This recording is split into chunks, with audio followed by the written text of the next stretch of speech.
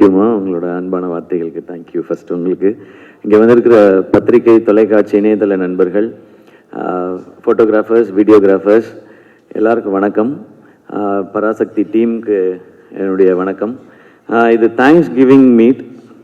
இந்த படத்துக்கு பர்டிகுலராக நன்றி சொல்கிறதுக்கு நிறையவே காரணங்கள் இருக்குது. அதில் முதல்ல இப்படி ஒரு 25th ஃபிலிம் அப்படின்னும் போது அந்த ஸ்பெஷல் ஃபிலிம் இப்படி ஒரு ஃபிலிமாக இருக்கணும்ன்ட்டு இந்த படத்தை இப்படி ஏற்படுத்தி கொடுத்த பராசக்தி என்டையர் டீமுக்கும், ஆகாஷ் பாஸ்கரனில் ப்ரொடியூசர் ஆகாஷ் பாஸ்கரனில் ஆரம்பிச்சு அண்ட் சுதா மேம்க்கு அண்ட் கூட நடித்தவங்களுக்கு, டெக்னீஷியன்ஸ்க்கு எல்லாருக்கும் ரொம்ப ரொம்ப நன்றி. சுதா மேம் வந்து இந்த ஸ்டோரி சொல்லும்போது இது ஃபஸ்ட்டு கேட்கும்போது எனக்கு தோணுனது இது ரொம்ப இன்ஸ்பைரிங்கான கதைன்னு தோணுச்சு. இன்னொன்று எனக்கு 2 வாய்ப்பு இந்த படத்துக்குள்ளே இருக்கதா நான் ஃபீல் பண்ணேன்.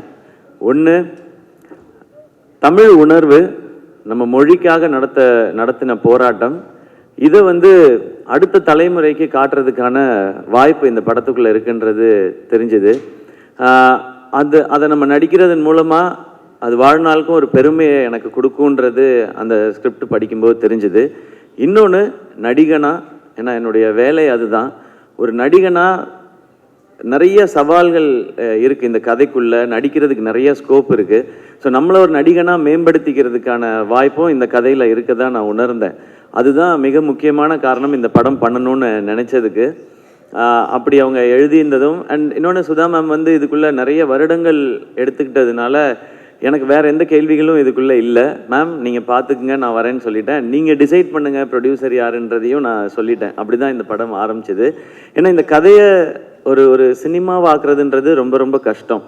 ஏன்னா இது ஆக்சுவலாக ஸ்கிரிப்ட் பண்ணும்போது சினிமாட்டிக் லிபர்ட்டி எடுத்துக்கிட்டோம். அது அந்த முன்னாடியே சொல்லியிருப்போம், இது அப்படியே இருக்குது, எல்லாமே அப்படியே நிஜம்ன்றது இல்லை. உண்மை சம்பவங்களை அடிப்படையாக வச்சு ஒரு சினிமாக்குன்னு ஒன்று பண்ணணும். ஏன்னா இது பெரிய இதில் ஒரு வணிகமும் இருக்குன்றதுனால எல்லாரும் பார்க்கணும் இதில். ஆனால் அதே டைமில் ரொம்ப சினிமாவாக்கிட்டா இன்டென்சிட்டி குறைஞ்சிரும், ரொம்ப இன்டென்ஸ் ஆக்கிட்டா அது ஒரு குறிப்பிட்ட ஏஜ் குரூப் மட்டும் பார்க்குற படமாக மாறிடும். இந்த சவால் தான் மொத்த டீமுக்குமே இருந்தது.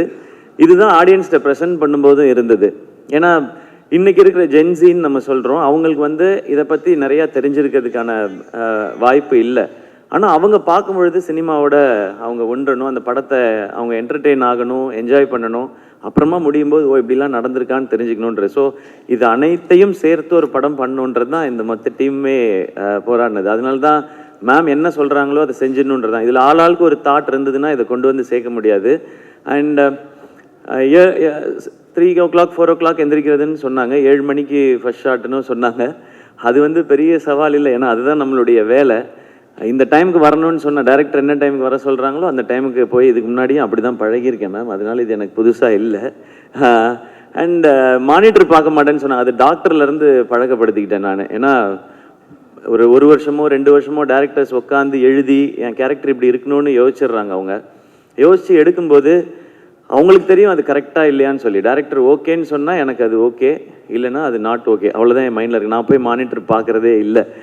நான் டைரக்டர்ஸை நம்பி தான் இப்போ பண்ணிகிட்ருக்கேன். அதுக்கு முன்னாடி நம்ம கதைகள் என்ன டவுட்ஸ் வேணாலும் கேட்டுக்கலாம். ஷூட் போகிறதுக்கு முன்னாடி ஷூட் போயிட்டோன்னா டைரக்டர்கிட்ட சரண்டர் ஆகிடணுன்றது தான் இப்போ நான் பழகிக்கிட்டது. அது என்னை இன்னும் ஒரு நல்ல ஆக்டராக மாற்றிட்டு இருக்கு. ஸோ இனிமேல் அதை கண்டினியூ பண்ணணுன்னு நினைக்கிறேன். அண்ட் அடுத்து மிக முக்கியமாக இந்த தேங்க்ஸ் சொல்ல வேண்டியது பத்திரிகை ஊடகத்தில் இருக்கிற நண்பர்களுக்கு. இது என்னுடைய 25வது படம். ப்ரெஸ் மீடியாவிலேருந்து இவ்வளவு அப்ரிசியேஷன்ஸ் இது வரைக்கும் எனக்கு வந்ததில்லை. அதுக்கு ரொம்ப ரொம்ப பெரிய நன்றி. ஏன் நீங்கள் சொல்கிறது ரொம்ப முக்கியம்னு சொல்லிடுறேன். நீங்கள் அன்றாடம் செய்திகளை சேகரிக்கிறதும் மக்கள்கிட்ட கொண்டு போய் சேர்க்குறதுன்றத உங்களுடைய முழு நேர பணியாக வச்சுருக்கிறீங்க. ஸோ இதுக்குள்ளே இருக்கிற சரி தவறு நல்லது கெட்டது அனைத்தும் உங்களுக்கு தெரியும். அப்போ இதுக்குள்ளே இருக்கிற சவால்கள் இன்னும் அதிகமாகவே உங்களுக்கு தெரியும்.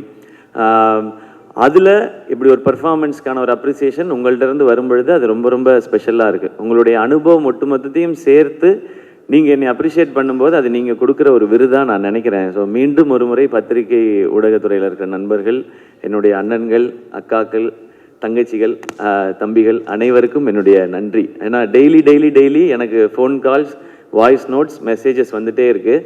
என்னை அப்ரிஷியேட் பண்ணுறது மட்டும் இல்லாமல் அவங்களுடைய பேஜஸில் இந்த படத்தை பற்றின அவங்கவுங்களுடைய கருத்துக்களையும் பதிவு பண்ணிக்கிட்டே இருக்கிறாங்க. அதுக்கு ரொம்ப ரொம்ப பெரிய நன்றி. அது பெரிய சப்போர்ட் இந்த படத்துக்கு. அடுத்து மிக முக்கியமான நன்றி மக்களுக்கு. ஏன்னா நான் சொன்னேன் இல்லையா, இது எந்த ஏஜ் குரூப்புக்கான படம்ன்றதை ஃபிக்ஸ் பண்ணி பண்ண முடியாது, எல்லாருக்கும் போய் சேரணும். அப்போ இன்னைக்கு ஜென்சியிலேருந்து ஆரம்பித்து எல்லாருக்கும் எப்படி போய் சேரப்போகுது அப்படின்றத பார்க்கும்பொழுது இப்போ நான் நிறையா எனக்கு வீடியோஸ் அனுப்புகிறாங்க. ஒரு குட்டி பையன் ஒருத்தர் வந்து தமிழ் வாழ்க சொல்லி தீ பரவட்டம்னு சொல்லி இந்த படத்தை போய் பாருங்கன்னு ஒரு குட்டி பையன் சொல்லியிருந்தார். அதே மாதிரி இந்த போராட்டத்தில் கலந்துக்கிட்டு இருந்த ஒரு பெரியவர் ஒருத்தர், அவர் வந்து வீடியோவில் சொல்லியிருந்தார், நாங்கள் இதுக்குள்ளே இருந்தோன்னு எமோஷ்னல் ஆகி. ஸோ இந்த படம் எப்படி எல்லாரையும் போய் சேரணும்னு நினச்சோமோ அந்த மாதிரி போய் சேர்ந்துருக்கு நான் நம்புகிறேன். ஸோ மக்கள் அனைவருக்கும் இந்த படத்தினுடைய இதனுடைய அடிப்படை என்ன, எதுக்காக இது எடுக்கப்படுதுன்னு எங்களுடைய இன்டென்ஷனை உணர்ந்து இந்த படத்தை தியேட்டரில் பார்த்து சப்போர்ட் பண்ணுற எல்லாருக்கும் ரொம்ப ரொம்ப பெரிய நன்றி. ஏன்னா இந்த படம் முதல்ல எல்லாருக்கும் போய் சேர்றது தான் முதல் வெற்றின்னு நினைக்கிறேன். அது நடந்திருக்கு, அதுக்கு ரொம்ப மகிழ்ச்சி. இரண்டாவது முக்கியமான வெற்றி, இதுக்கு காசு போட்ட தயாரிப்பாளர், அது சம்மந்தப்பட்ட வணிகத்தில் இன்வால்வ் ஆகிருக்க எல்லாருக்கும் எங்களுக்கு லாபம்னு சொல்லி மேடையில் சொல்கிறாங்க. அது இரண்டாவது வெற்றின்னு நம்புகிறேன். ஸோ இதுக்கு அப்புறம் வர்றது எது வந்தாலுமே இதுக்கு போனஸ் தான் நான் நினைக்கிறேன். ஸோ எல்லாருக்கும் ரொம்ப நன்றி. அண்ட் அடுத்து மிக முக்கியமான நன்றி என்னுடைய ஃபேன்ஸான என் பிரதர்ஸ் அண்ட் சிஸ்டர்ஸ்க்கு. என்னுடைய 25வது படம், அதில் நீங்கள் ரொம்ப ஸ்பெஷல், என்னை விட ரொம்ப எக்ஸைட்டடாக ரொம்ப ஸ்பெஷலாக இதை செலிப்ரேட் பண்ணது நீங்கள் எல்லாரும் தான். அண்ட் என் கூடவே நிற்கிறவங்க எல்லாருக்கும் என்னுடைய மனமார்ந்த நன்றிகள். இந்த படத்தோட டிஸ்ட்ரிபியூட்டர்ஸ், எக்ஸிபிட்டர்ஸ் எல்லாருக்கும் என்னுடைய நன்றி, வாழ்த்துக்கள். அடுத்து பொங்கல் ஹாலிடேஸ் வருது. ஸோ இன்னும் நிறைய மக்கள் இதை போய் தேட்டரில் பார்க்க போகிறாங்கன்ற அந்த எக்ஸைட்மெண்ட்டோடு இருக்கேன். இதுக்குள்ளேருந்து இதெல்லாம் இப்படி இருந்திருக்கலாம்னு வர்ற நல்ல பாசிட்டிவ் ஃபீட்பேக்ஸ் எல்லாத்தையுமே நாங்கள் ஒரு பக்கம் கலெக்ட் பண்ணிட்டு தான் இருக்கிறோம். இதெல்லாம் இன்னும் சிறப்பாக இருக்குன்னு சொல்கிறது எல்லாத்தையும் மைண்டில் வச்சுக்கிறோம். இதெல்லாம் அடுத்தடுத்து பண்ணுற படங்களுக்கும் அடுத்து இந்த கரியருக்கும் ஜேர்னிக்கும் அது ஹெல்ப் பண்ணும் நான் நம்புகிறேன். மீண்டும் ஒரு முறை இந்த பராசக்தியை ரொம்ப ஸ்பெஷலாக மாற்றின அத்தனை பேருக்கும் என்னுடைய மனமார்ந்த நன்றிகள். Love you all. உங்களுக்கு நான் நன்றி சொல்ல மறந்துட்டேன். நிறைய பேர் நம்மளோட இண்டஸ்ட்ரியிலேருந்து எல்லாருமே விஷயம் சொல்லிகிட்டே இருக்காங்க. இப்போ மார்னிங் ராதிகா மேம் வந்து சொன்னது எனக்கு ரொம்ப ஸ்பெஷலாக இருந்தது. படம் சூப்பர் அப்படின்னு சொல்லிட்டு அவங்க ஒரு லைன் சொன்னாங்க, every film you are improving, நீங்கள் இன்னும் ஒரு டெரிஃபிக் ஆக்டரை நோக்கி போயிட்டுருக்கீங்க. நாங்கள் thank you so much ma'am. And இந்த படம் ரிலீஸ்க்கு முதல் நாள் பார்த்துட்டு பத்மஸ்ரீ உலகநாயகன் கமலஹாசன் சார் வந்து படத்தை அப்ரிஷியேட் பண்ணாங்க.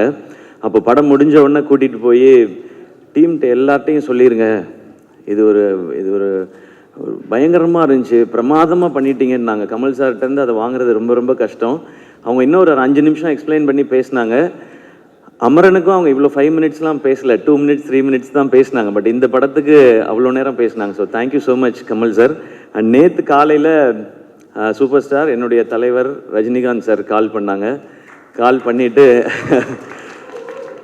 சிவகார்த்திகேயன், ஐயோ சார் எனக்கு சார் வாய்ஸ் வந்துடுது, இப்போ அப்படி சொல்லக்கூடாது நம்ம,